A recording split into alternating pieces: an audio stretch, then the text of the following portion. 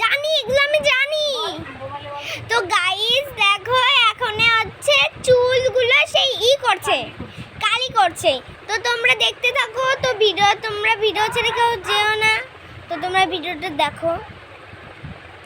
আমার মা রেডি হয়েছে মাম্মির কাছ থেকে, মানে নিজে রেডি হতে কিন্তু পারে, হ্যাঁ, কিন্তু মাম্মির কাছ থেকে। এই দেখো, আমাকে আবার বলছে কাছে যেতে।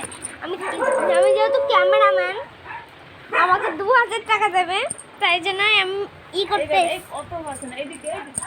এই দেখো, এই যে করতেছে ওইভাবে নাকি, ওই জায়গাতে দেখতে দেখতে তাহলে তুই চল খাবি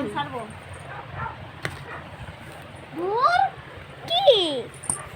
এই যে